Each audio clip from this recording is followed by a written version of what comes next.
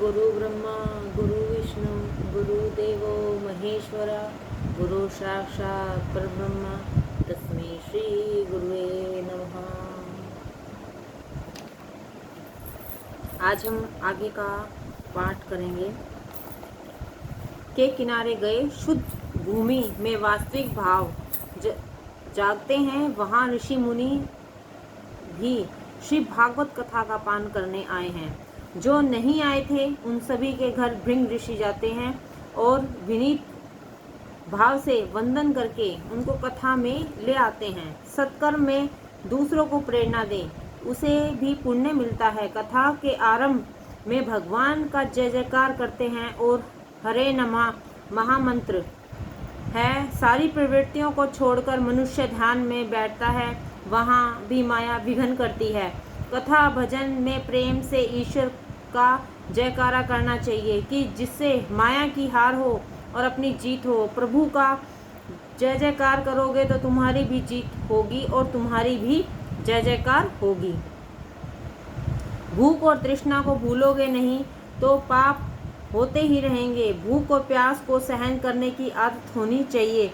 आगे कथा आएगी। राजा परीक्षित जी की बुद्धि भूख और प्यास के कारण बिगड़ी थी। सूत जी सावधान करते हैं। राजन नारद जी आज श्वेता बनकर बैठे हैं और सनकादि आसन पर विराजमान हैं। सनकादि मुनि कहते हैं कि इस भागवत शास्त्रकार में 18,000 श्लोक हैं। 18 की संख्या परिपूर्ण है। श्री राम कृष्ण परिपूर्ण हैं, अतः नवमी के दिन प्रकट हुए हैं। श्री कृष्ण नवमी के दिन ही गोकुल में आए हैं, तभी नंद महोत्सव करने आया है। श्री राम जी की 12 कला हैं, श्री कृष्ण जी की 16 कला हैं। ऐसा भेद नहीं करना चाहिए। भक्ति के कष्ट की निवृत्ति। श्री भागवत में मुख्य कथा है नंद महोत्सव की। इस कथा के भी 18 श्लोक हैं। श्री भागवत पर प्राचीन और उत्तम टीका श्रीधर स्वामी जी की है। उन्होंने किन्हीं संपादिक सिद्धांतों का सहारा न लेकर स्वतंत्र रीति से भागवत तत्व का विचार किया है। इस श्रीधर टीका पर वशीधर महाराज की टीका है। उन्होंने कहा कि हमारे ऋषि मुनियों ने केवल निस्वार्थ भाव से इस ग्रंथ की रचना की है। श्री भागवत की महिमा का वर्णन कौन कर सकता है। भागवत तो श्री नारायण का ही रूप है। श्री भगवान जब गोलोक पधारे तब उन्होंने अपने तेजस स्वरूप को इस ग्रंथ में रखा था। ऐसा एकादश स्कंध में लिखा हुआ है। अतः भगवान की शब्द में साक्षात मूर्ति हैं। श्री कृष्ण के वर्ण में मूर्ति है। उद्र जी ने जब पूछा कि आपके स्वर्ग धाम गमन के बाद इस पृथ्वी पर अधर्म बढ़ेगा तो धर्म किसकी शरण में जाएगा। श्री भगवान ने तब कहा था, मेरे भागवत का जो आश्रय लेगा उसके घर में कली नहीं जा सकेगा। श्री भागवत भगवान का नाम स्वरूप से ही अन्य रूप सिद्ध होते हैं। मन की मैल को दूर करने के लिए यह भागवत शास्त्र है। मन को शुद्ध करने का साधन भागवत कथा है।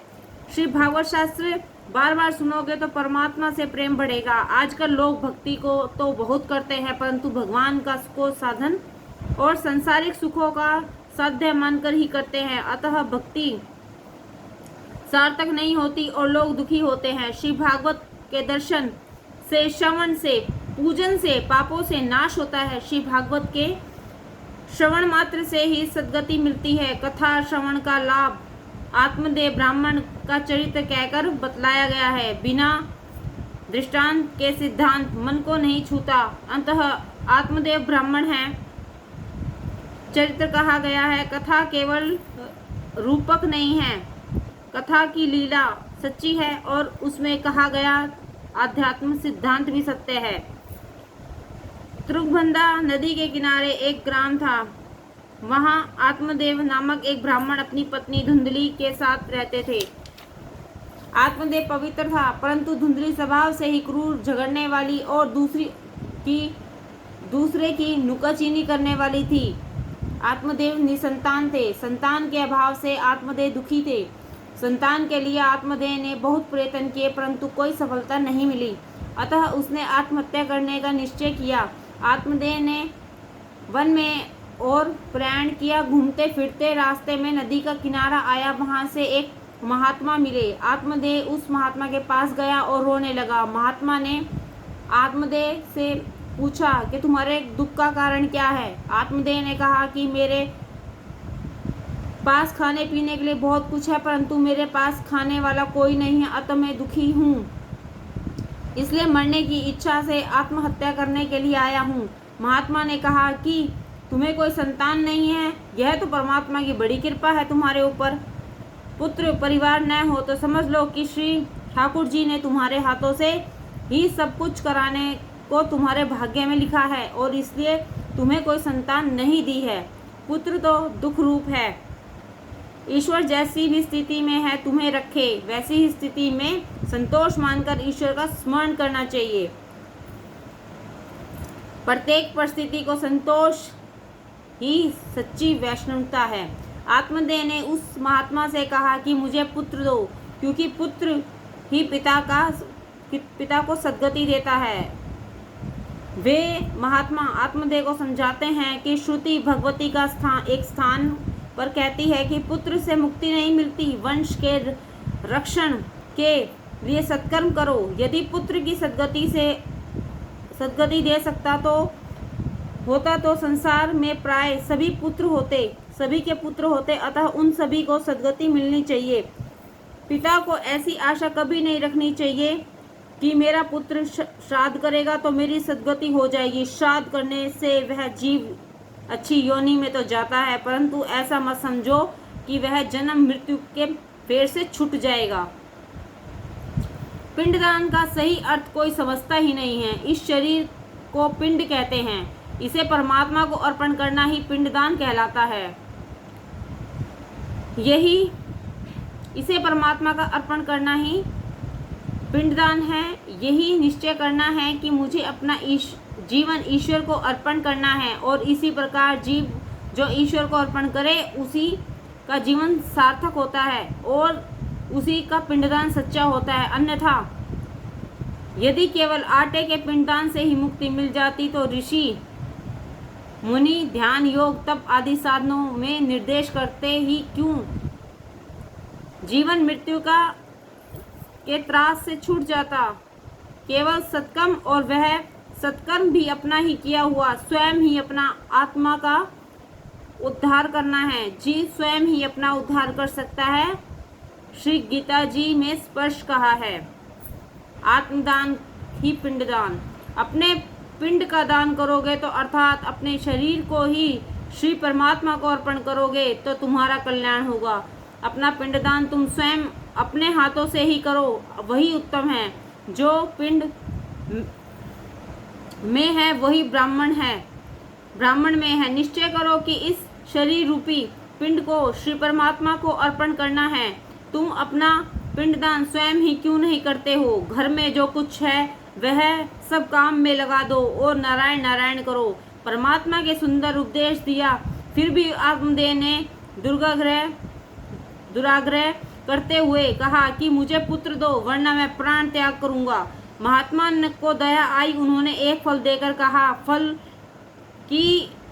को तुम अपनी पत्नी को खिलाना, तुम्हारे यहाँ योग्य पुत्र होगा। आत्मदेह फल लेकर अपने घर लौटा। पत्नी को फल दिया। धुंधली फल खाने की बजाय अनेक तर्क कुतर्क करने लगी। वह सोचती है कि फल खाने पर गर्भवती होंगी तो परिणामतः दुखी होंगी और बालक का लालन पालन करने में भी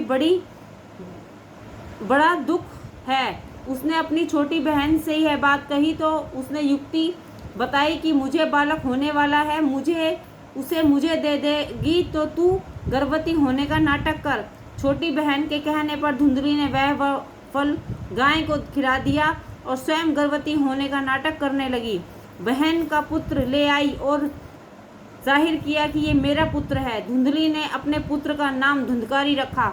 दूसरी ओर जिस गाय को वो फल खिलाया था उसने गाय ने जैसे कानों वाले मनुष्यकार बालक को जन्म दिया। उसका नाम गोकर्ण रखा गया। दोनों बालक बड़े हुए, गोकर्ण पंडित और ज्ञानी हुआ, धुंधकारी दुष्ट निकला। श्री भागवत की कथा में 3 प्रकार से आध्यात्मिक, अधिदैविक और अधिभौतिक, जरा सोचोगे तो समझ ही आएगी। मानव काया की तृण भद्रा है, भद्रा का अर्थ है कल्याण करने वाली, तुंग का अर्थ है अधिक, अत्यधिक कल्याण करने वाली नदी का तुंगभद्रा नदी पर वही मनुष्य का शरीर है। मानव अपनी काया के द्वारा ही आत्मदेव हो सकता है। अपनी आत्मा को स्वयं देव बनाए, वही आत्मदेव है। जीवात्मा है गुस्सा करने वाली और कुतर्क करने वाली धुंधली बुद्धि ही है। प्रत्येक घर में यह धुंधली होती है। धुंधली कथा में भी उधम मचाती है। दृढ़ बुद्धि, दृढ़ वृत्ति, यह धुंधली है। ऐसी दृढ़ बुद्धि तब तक होती है जब तक आत्मशक्ति जागृत नहीं होती। बुद्धि दूसरों की बातों में नाहक टांग अड़ाती है। यह बहुत बड़ा पाप है। मैं कौन हूँ, मेरे स्वामी कौन है, इसका विचार बुद्धि नहीं करती।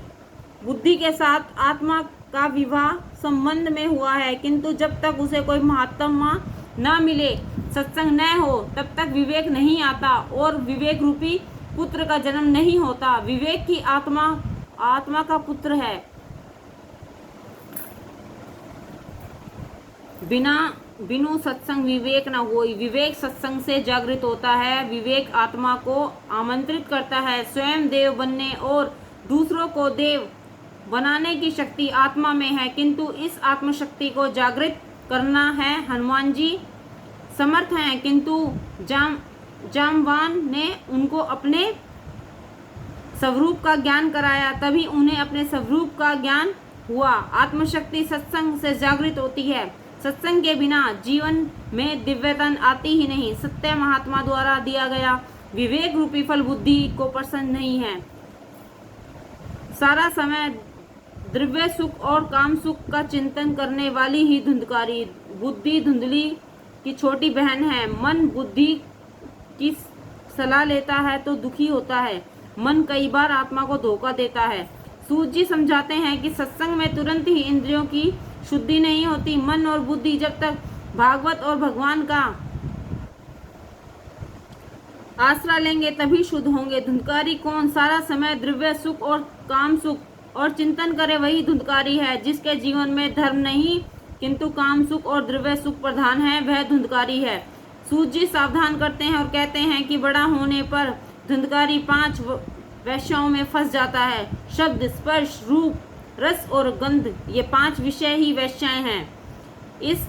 ये 5 विषय ही धुंधकारी अर्थात जीव को बांधते हैं। यह शव के हाथों से खाता था। वह जो धुंधकारी था वह शव के हाथों से ही खाता था। साफ लिखा है, शव हस्ते भोजनम।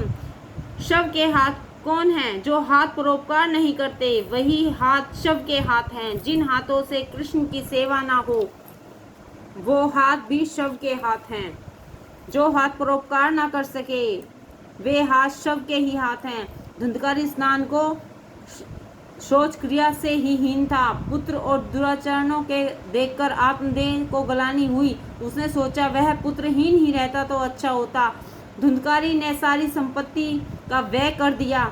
अब तो माता पिता को भी पीटने लगा। पिता के दुख को देखकर गोकर्ण पिता के पास आया। गोकर्ण पिता को वैराग्य का उपदेश देता है। गोकर्ण आत्मदेह से कहता है कि तुम अब घर छोड़कर वन गमन करो, घर के मोह का अब त्याग करो, सब कुछ समझ बूझकर स्वयं छोड़ दो, नहीं तो काल बला छुड़ाएगा। ये देह हाड़ मांस की और रुद्र की का पिंड है, इसे अपना मानना छोड़ दो। स्त्री पुत्रादि की ममता छोड़ो। वह संसार क्षण भुग्र है, इसमें मैं किसी भी वस्तु को स्थायी समझकर उससे राग मोह न करो। केवल वैराग्य के रसिक बनो और भगवान की भक्ति में डूब जाओ। संसार मोह के त्याग के बिना भक्ति नहीं होती। पिताजी, अब तुम श्री भगवान का आश्रय लेकर श्री भगवान में जीवन बिताओ। भगवान में जीवन जीने के लिए ध्यान, जप और पाठ अति आवश्यक है।